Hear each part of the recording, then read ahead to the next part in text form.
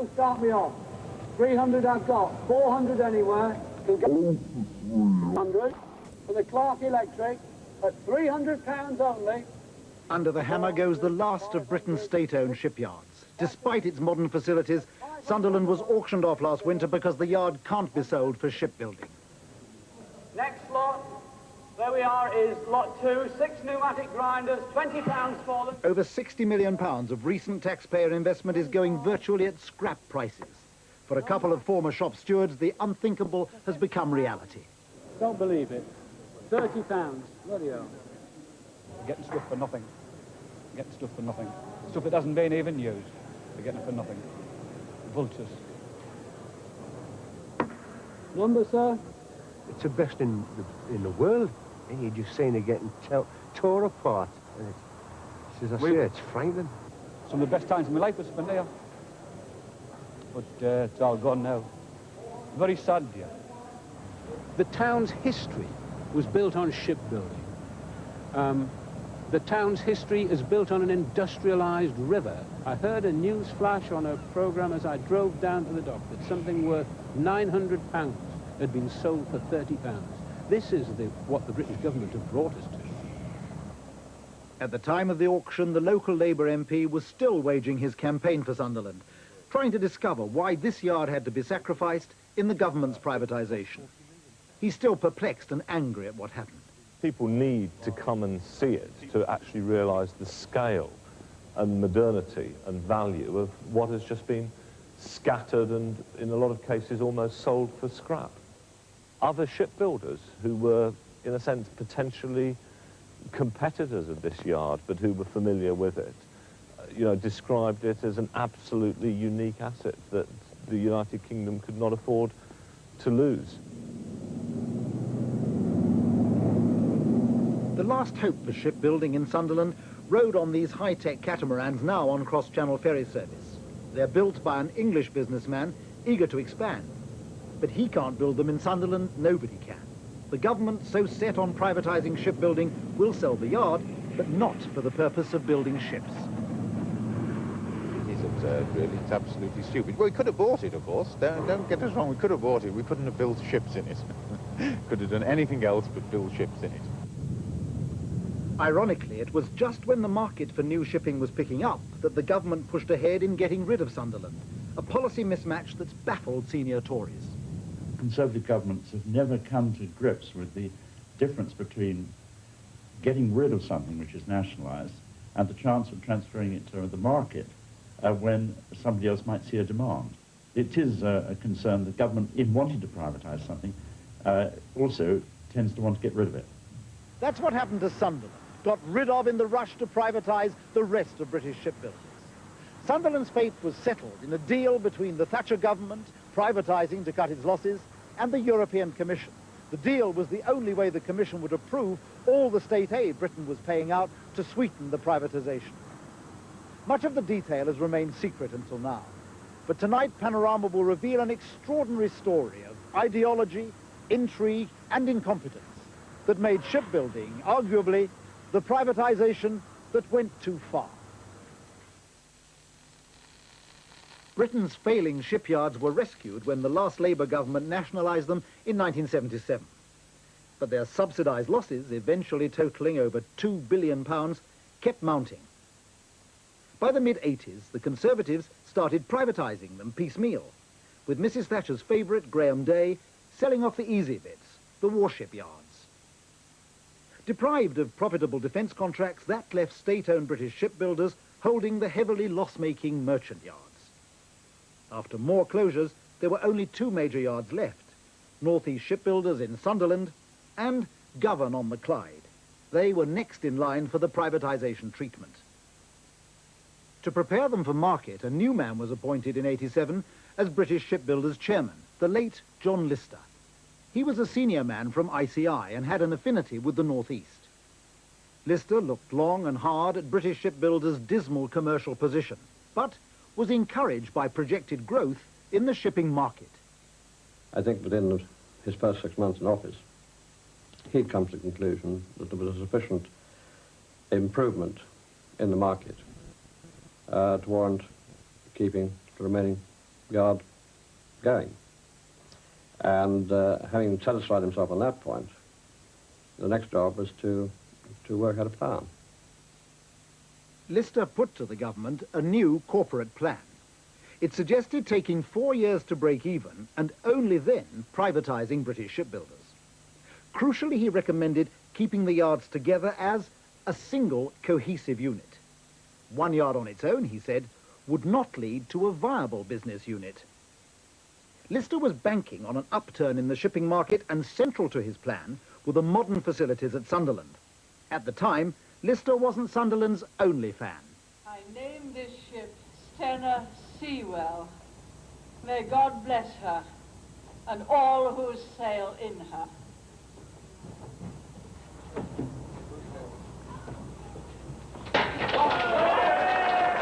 Blessing, too, for a nationalised industry. We are here in Sunderland. We're at Sunderland Shipbuilders.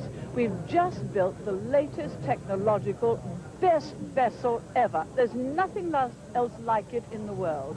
It's been done here. It's a boost for this workforce. It's a boost for Britain. So let's shout that across the television screens too. But Mrs. Thatcher was soon to do something which would undermine the Sunderland yard and destroy John Lister's plan.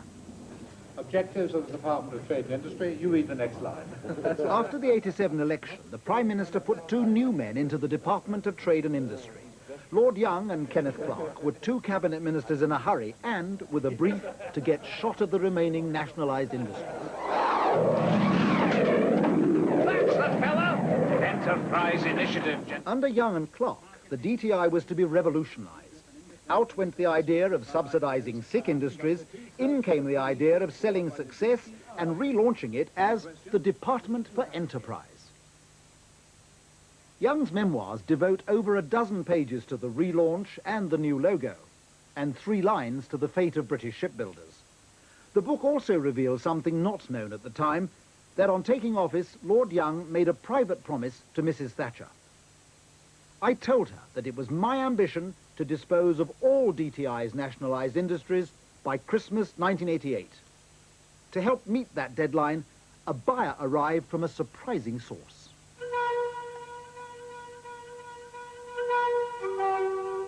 Unexpectedly, from the depths of winter in '88, the buyer interest came from an expanding shipbuilder called Kværner, who are one of Norway's big shipping groups.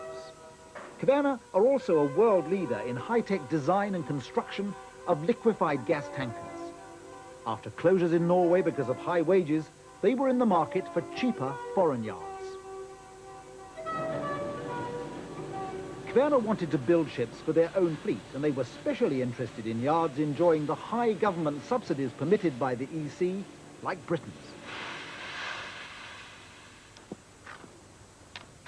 Kværner's shipbuilding director, now retired, led the bid. Over the opposition of John Lister, whose corporate plan had just recommended against selling yards off piecemeal, the DTI arranged for him to visit British shipbuilders. A visit from our side was accepted, and we did visit 2 sites, Sunderland and Govan in Glasgow.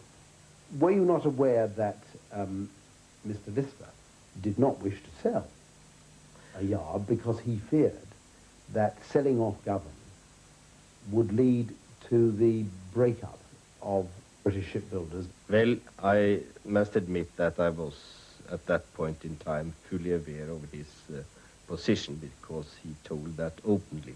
But the internal discussions between the various parties in British shipbuilders and between British shipbuilders and your government, that was none of our business. In their approach to Govan, the Norwegians came across a man who was to play a critical and controversial role in what followed, Eric Mackey, Govan's general manager. Mackey was determined to save the last merchant shipbuilder on the Clyde, so he pulled off the trick of negotiating on behalf of the Norwegians. This despite still working for British shipbuilders and the objections of his boss, the chairman, John Lister.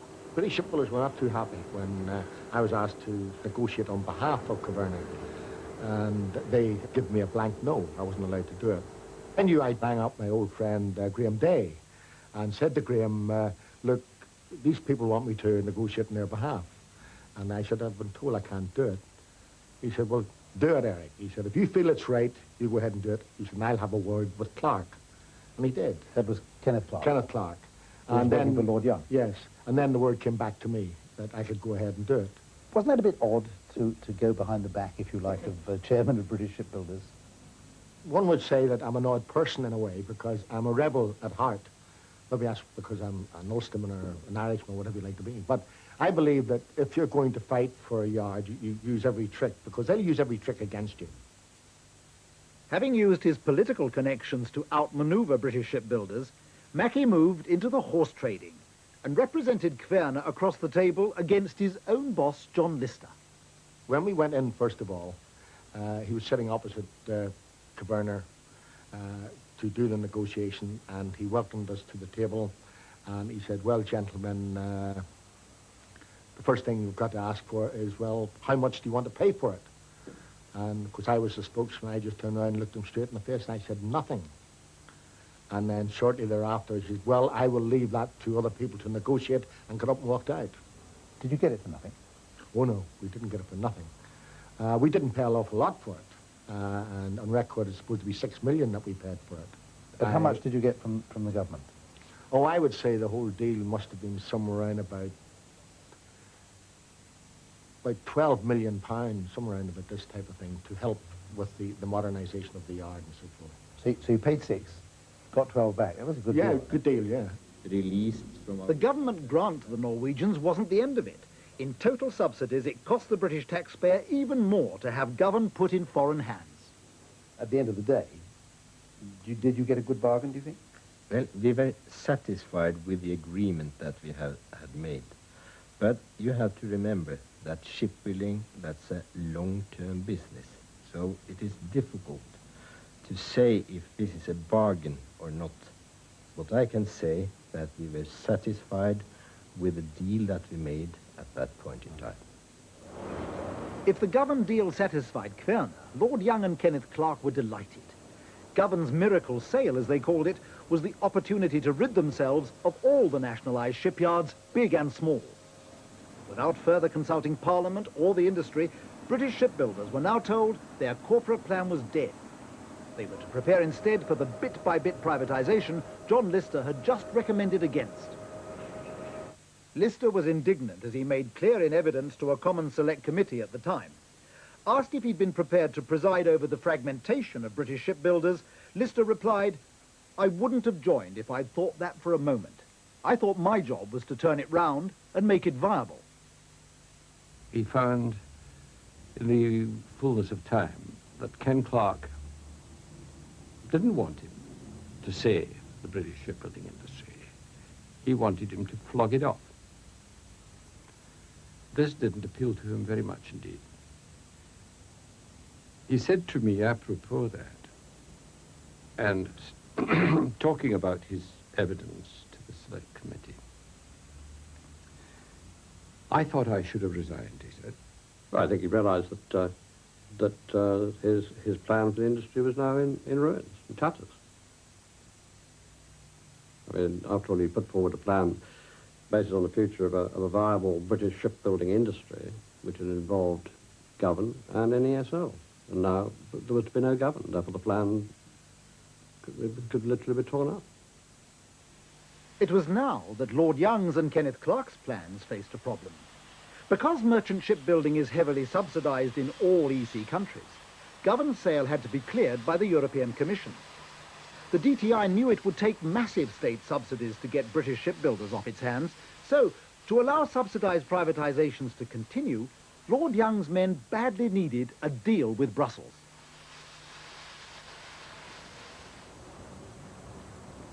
No one knows more about Lord Young's problems than his old colleague Sir Leon Britton, now the lead commissioner on state aids and competition. The Commission needed to satisfy themselves that in the rush to privatise British shipbuilders, the British government was playing by the Brussels competition rules. What it's about, essentially, is competition. You have got to be sure that one country's firm is not adversely affected by another country that is providing unfair competition. Therefore, the question of state aid is looked at very, very closely and scrutinised very closely. The DTI brought the governed sale to Brussels for approval here at the offices of DG4, the community's watchdog on state aids and competition. It's the Eurocrats' job to ensure no government cheats by going over the agreed EC limits with too much state subsidy. Officials here felt they had good reason to be on their guard against British creative accountancy. The scrutiny in Brussels of the governed sale raised not a few Euro eyebrows. Officials here were suspicious of Lord Young's men trying unfairly to get round the European community's limits on state subsidies by selling off assets like Govan bit by bit and quietly shifting all the liabilities and all the losses into a single state-owned company. That, they decided here, couldn't go on. So the Commission insisted that all further British shipbuilders' privatisations would have to come in a single final package. It was a deal that did not bode well for Sunderland. While Sunderland continued launching, what no one could be aware of was the threat from the Brussels deal. The Commission would only allow the DTI to exceed the EC limits on state subsidies to British shipbuilders, provided there was a closure, in line with community policy, to reduce the number of subsidised yards in Europe. John Lister sensed that Sunderland was the only candidate. Mr. Lister, at quite an early stage, after the intention to privatise had been announced, came to Sunderland and met a range of people.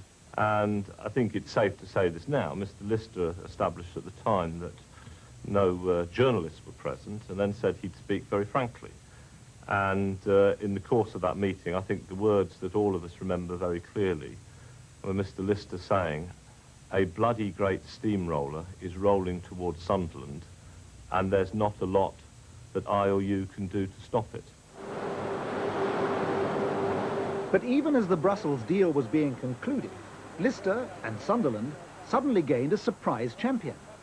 A new minister replaced Kenneth Clarke at the DTI. Tony Newton had a very different approach. He spent a whole day visiting the yards and clearly sympathised with the local campaign to keep Sunderland open. Having almost given up hope, along came Tony Newton, who appeared, anyway, to be very, very sincere in his desire to maintain shipbuilding on the river after he had seen it for the first time. But despite the campaign, this first effort in the autumn of '88 to find buyers for Sunderland quickly came to nothing. Tony Newton decided that the tenders weren't suitable and regretfully announced the yard's closure. North East Shipbuilders in Sunderland is to close. The decision was confirmed today by the Trade and Industry Minister, Tony Newton. At the time, there was no mention of a Brussels deal. Sunderland was given government grants for training and new business, but its 600-year history of shipbuilding ended, with 2,000 jobs gone in the yards and many more affected among suppliers. There was clearly a dreadful feeling that this appalling prospect that we had been facing had finally come about. So it was a real death blow, and it had that feeling in the town. But as the skeleton staff kept the yard's doom cranes working in routine care and maintenance, there occurred a final extraordinary twist in the story. For after the Christmas '88 closure, unexpectedly a series of buyers did come forward, and the Minister, Tony Newton, again gave encouragement. If somebody comes forward with a proposal for unsubsidised shipbuilding or ship conversion or ship repair, then it's simply a matter for them to negotiate with British shipbuilders and the viability of that proposal. If they wanted to go back to subsidised shipbuilding on the Weir, that would raise a number of difficulties which we should have to discuss with the European Commission. Newton's go-ahead for unsubsidised shipbuilding for 6 months raised hopes the Sunderland yards could be saved, with market forces to the rescue. I think the interesting thing is that John Lister was proved right, that the government got the timing wrong. They forced a closure at a time when there were no serious bidders around, but within a matter of months the market had shown signs of picking up further, and there was renewed interest. The bidders were established firms, the German shipping company Oldendorf and a London-based Anglo-Greek consortium of shipowners known as Transman Shipping and Charterwell Maritime. Crucially, Both bidders were prepared to build ships without subsidy, if necessary. We thought that coming forward with very substantial funds and very substantial interest, because they are big ship owners, my clients, needing for repairs, conversion and new buildings, that we were welcomed with open arms. We did put in a lot of work. We put in a business plan. My clients' financial resources were investigated and found to be absolutely superb, and we were encouraged to develop it. As the business plans were assessed inside British shipbuilders' Knightsbridge headquarters, a revitalised John Lister now saw a real chance of saving Sunderland. John was very enthusiastic. He had done a lot of negotiating. There was hardly a minute of the day when his office wasn't full of people. One minute it would be Alan Dickinson of Clarkson's, another time it would be somebody from Oldendorf. He would say to me, without mentioning names or whatever, "Don't you think it's a great idea? I've had a great morning," he would say. "Great morning. There's a chap in here who wants to take over and he wants to build so-and-so. What do you think of that? No? Good idea, hmm?" Negotiations were finalised. Lister's board of directors expected him to recommend a preferred bidder to the DTI. And so what, to your knowledge, was Mr. Lister proposing to do? I believe he was going to propose to the government to accept one of the bids. You had the feeling that there was a kind of short list of the bidders and that you were rather well placed on it. Oh, we most certainly thought we were well placed, and we think that there were just two going in as shipbuilders, which is Oldendorf and ourselves. And that's exactly what Lister told the Commons Trade and Industry Committee in June '89. To all concerned, it seemed that Sunderland was about to be saved in a matter of days. You're hoping that whatever negotiation you have, you might be able to wrap up before the end of the 30th of June, before Yes. the 30th of June. Have I got it right? Well, I would certainly hope to be in a position to recommend a preferred bidder by the end of June. They seem to have absolutely everything they'd ever been looking for. And in the sense, on top of that, ideologically, it was wonderful for them. I mean, here was an entrepreneur who wanted to buy a shipyard, build ships without any subsidy. It would have been the first major merchant yard in Britain to do it, the first major merchant yard in Europe to do it.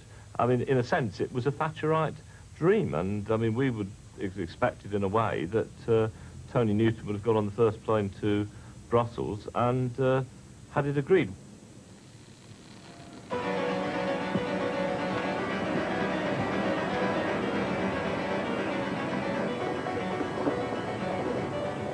On June 27, '89, Tony Newton did go to Brussels. Accompanied by his senior civil servant, he brought with him the finalised shipbuilding bids for Sunderland. The men from Lord Young's Department for Enterprise had an appointment with the Competition and State Aids Commissioner, Leon Britton. Even though they were proposing unsubsidised shipbuilding, they discovered they still needed EC approval to reopen an officially closed yard.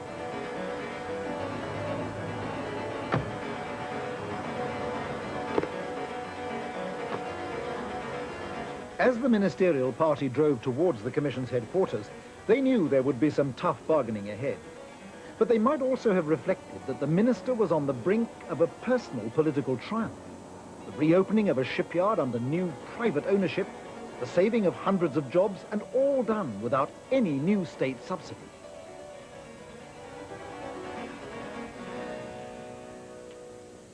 But awaiting the minister was a devastating surprise. Leon Britton, who'd been appointed since the earlier negotiation, had also prepared himself well for this meeting. He was to spell out to Tony Newton the true implications of a secret deal the DTI's civil servants had struck with Brussels the previous December. At this meeting, Newton was to learn that all the work he and the bidders had put into saving Sunderland had been a waste of time.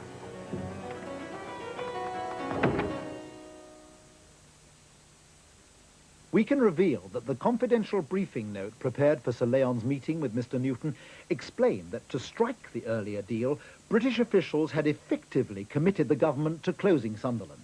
That had been the real price for the Commission's approval for the over-subsidising of the other privatisations.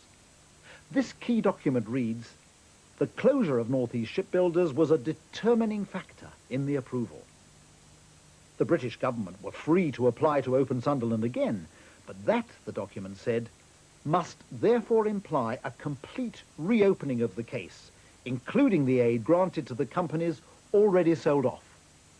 When the question of the opening of the shipyard arose, it wasn't for me to say you can't do it.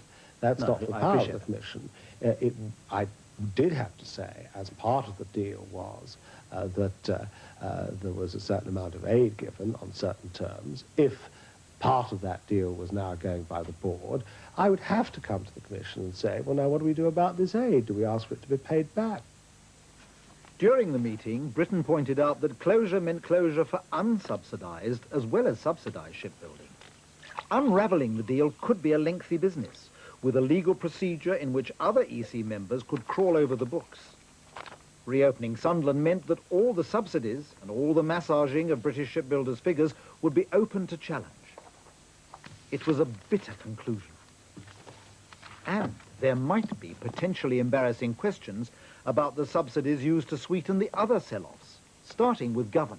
When you said to them, it's going to require undoing the package, I mean, you must have had a pretty clear idea in your mind that it was going to be a rather large process that would perhaps unravel all sorts of things. Oh, certainly. It would unravel, well, not all sorts of things.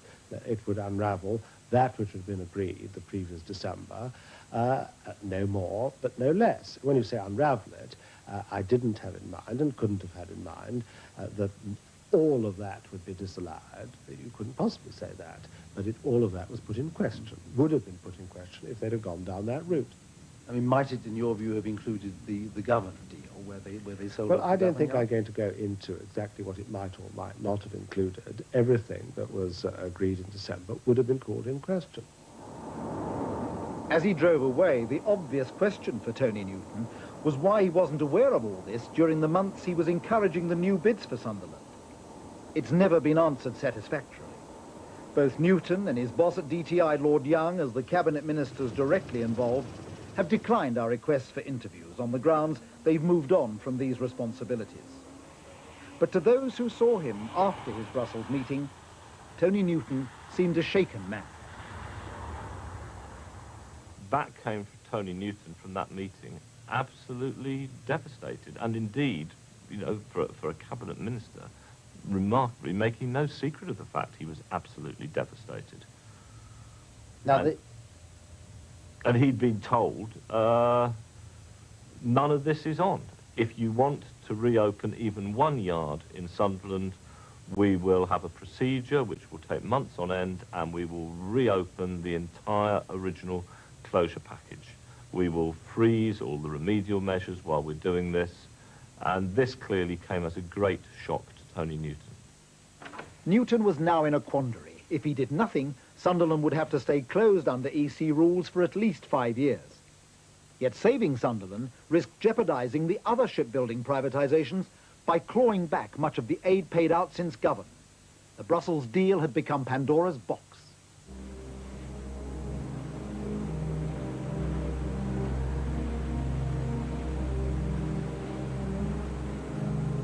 One potential source of embarrassment to the government was the December '88 privatization of British shipbuilders' engine makers on the Clyde, Clark Kincaid.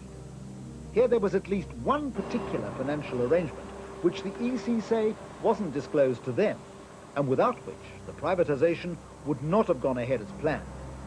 It happened like this. DTI officials, we're told, encouraged 3 British shipbuilders' executives to stage a management buyout of Clark Kincaid. The managers agreed. They would buy the engine works, but only if it came with an engine order from Kverna, who just moved into Govan further up the Clyde. The problem was the Norwegians, through their manager Eric Mackey, had already signed a letter of intent to order engines from a cheaper Polish firm. To go private, Kincaids had to match the price.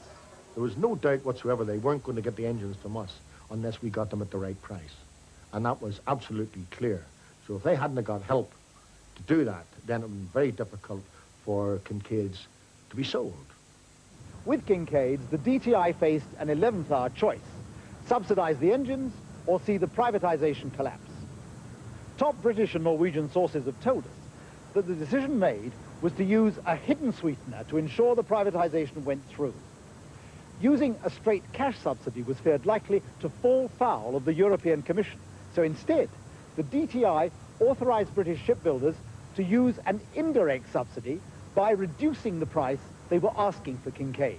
The managers would have to pay less to buy the privatised company so that they in turn could drop the price of the engines and clinch the Norwegian order.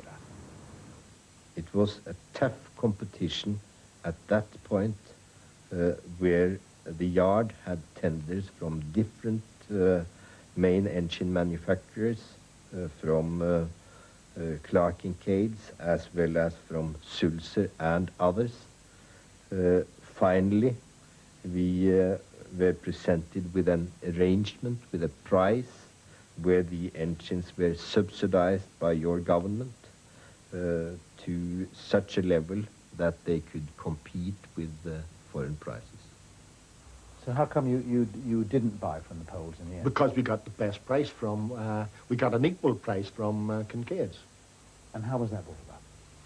That, I think you would have to ask Kincaid's that one, because I don't think they could have built the engines for that price.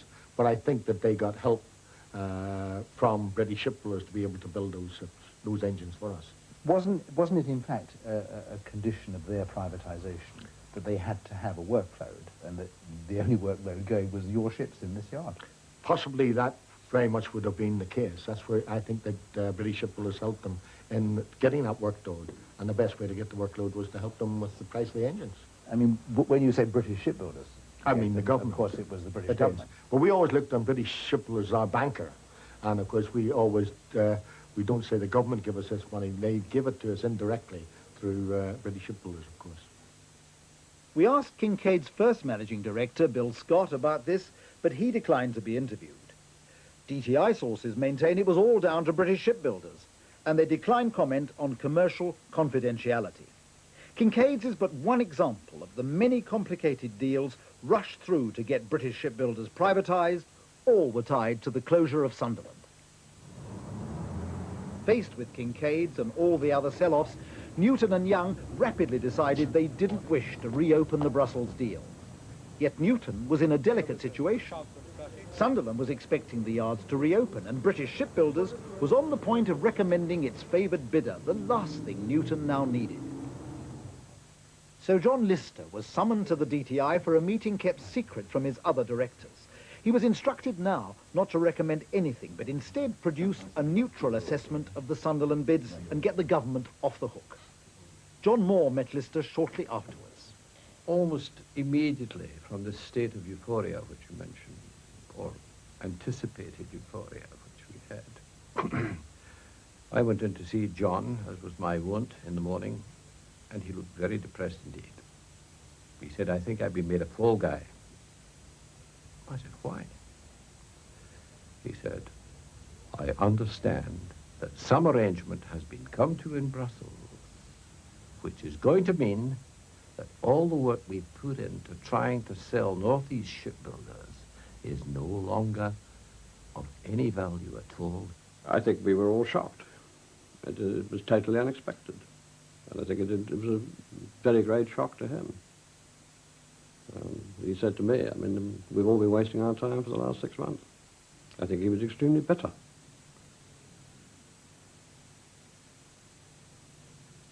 And of course, shortly afterwards, he died.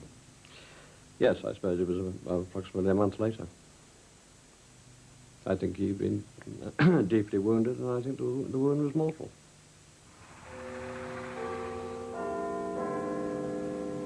John Lister's death at 61 seemed to set the seal on an extraordinary series of events.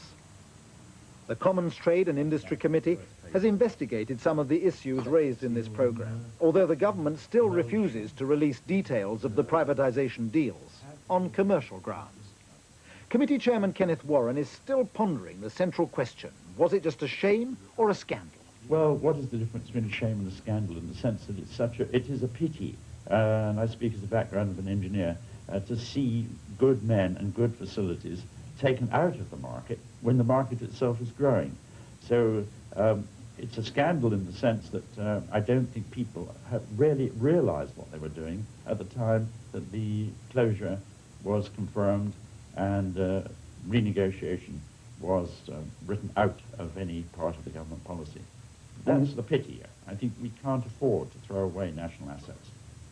Were you surprised that the government didn't exercise that option to renegotiate? Because it was clearly there. It wasn't the EEC stopping us, was it? I was disappointed that they didn't. I think the whole Select Committee was disappointed. But the government was adamant, and the government runs the country, and that was that. More's the pity. After all, Sunderland had some of the very finest shipbuilding facilities in the whole of the Western world. And we went out there, had a look at them, and I felt sorry to think that this is just going to be swept away by bulldozers.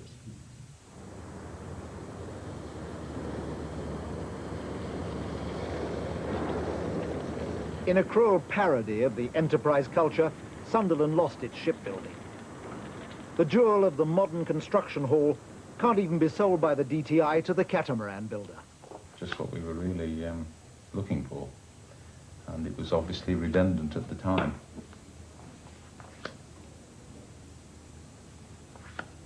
It had all the craneage and the facilities, and obviously all that we would have needed to add to this was a smallish office block.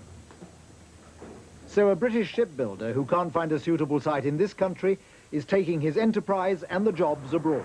I just think it's terribly disappointing, and really it's quite disgusting that this business effectively is going to be taken out of the UK.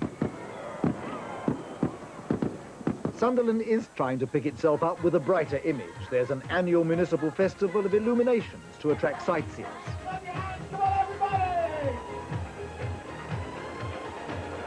And there's work to be had in the car plant, which Lord Young enticed to Sunderland, though the jobs are more likely to go to the children of Sunderland shipyard workers than the men themselves.